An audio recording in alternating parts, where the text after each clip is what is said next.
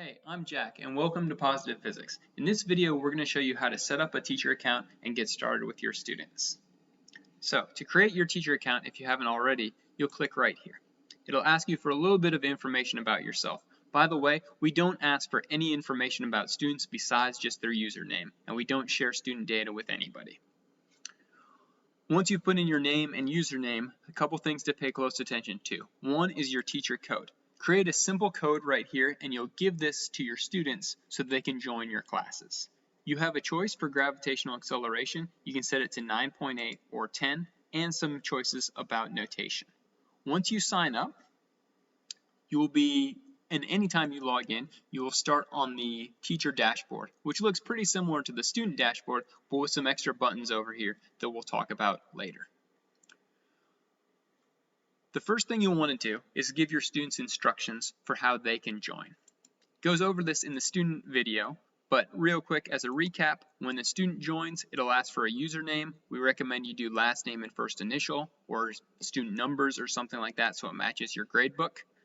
Have them select their class period, and for level, we recommend 1 for conceptual physics, 2 for standard physics, and 3 for honors or AP physics.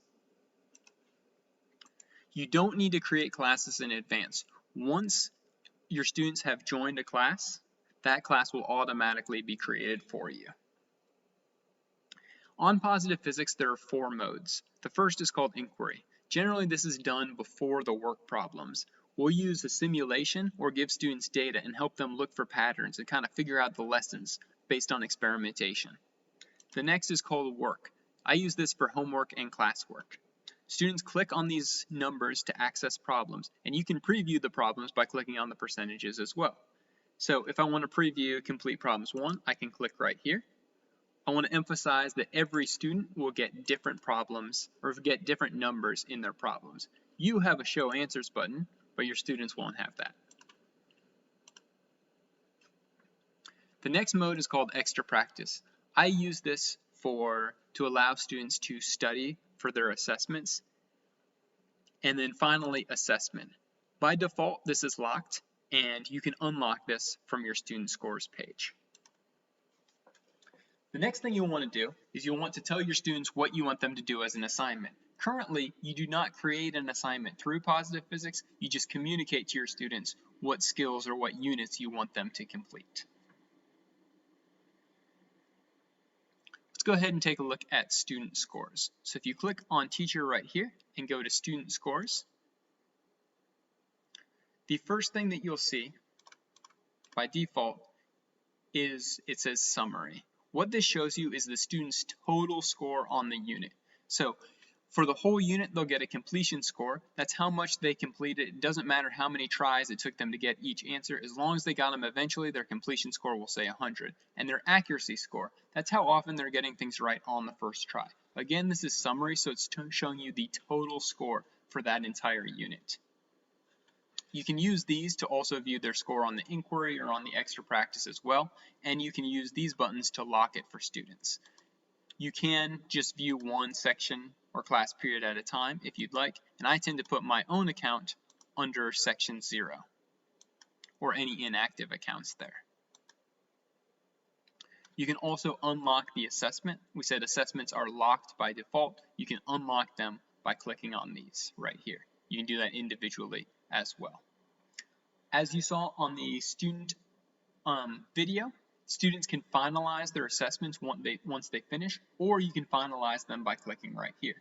You can also click reset, and that will completely erase a student's assessment, and then they can give them a brand new assessment. After you click reset, make sure you toggle this back to open so they don't start off in corrections mode. Alright, so as promised, we're going to talk more about the levels, and that is how you really customize things for your students. So I recommended level 1 for conceptual, level 2 for standard, and level 3 for honors or AP. On this first section, actually there will be 3 problems as it says right here, and currently I have it set by default to be included for all levels. So that means all of your students, no matter what level, will see the same 3 problems. However, where it gets different is down towards the bottom. So on this, it says the challenge problems will only be seen by your level 3 students. For me, I have for the level 1 students, they're not getting complete problems 4. If you really are teaching a conceptual class, I might recommend clicking on these and excluding all the complete problems and probably the review. But let me set this back to default. So, if you want to get rid of an entire skill, use your dashboard to click on these. Similarly, you can do the same thing for inquiry, extra practice, and assessment. But for extra practice and assessment, it looks slightly different. Here, you can change the numbers, and that will give students a different number of problems on their extra practice or assessment. If you don't want them to be included at all, then you can go ahead and you can select 0. But let me set this back to 2. And it'll be the exact same thing for assessment as well. Positive physics lets you further customize things by individually removing problems. If there's a problem you don't like, for instance, let's go into complete problems 1. If you don't want this problem to show up for your students, you can click on add or remove problem. By clicking there, I have removed this problem for level 1. If I do this, then this problem means it won't show up on a level 2 student's assessment, but it will show up for their extra practice and their work. The other option I have is I can just remove it for all levels. If I remove it for all levels, what will happen is they won't have to do it on the homework and it won't show up on their extra practice or their assessment. By the way, when you remove a problem, it'll still be visible, but it'll appear in purple and it won't count towards a student's score. Please make sure you do make these changes before your students access the extra practice or the assessment. The changes will only affect extra practice or assessments that haven't been generated. They generate once the student clicks on them. However, you can edit their work stuff on the fly since those aren't randomly generated. I should also mention here that when a student puts in an answer, all answers by default have a 1.5% tolerance. So if they put in 381, it would still mark that right, and it'll actually automatically change it to 380 so that they don't make rounding errors later. We recommend, since all answers have a 1.5% tolerance, keep at least 3 significant figures, no matter how many significant figures are given in the problem. We'll be more consistent with that in the future. A couple other things to look at are for the teacher. You can go to print work problems.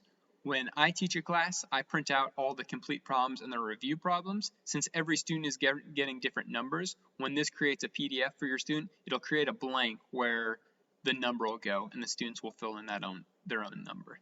If you click on utilities, this will allow you to do some customization, such as selecting the current unit. This will let you pick what unit the students will see when they first log in. You can change gravitational acceleration, as well as change the notation by level and make some other custom things. You can also, if you want to communicate the assignment through positive physics, you can put a message to your students right here. Once you refresh, that message will show up to your students right here. This is just a one-way communication from you to your students. They can't respond through positive physics. The last thing I'd like to say is that I love getting feedback and questions from teachers. My email address is on the homepage. Please feel free to reach out if there's anything that I can do to help, and we really hope that you enjoy using positive physics. Thank you.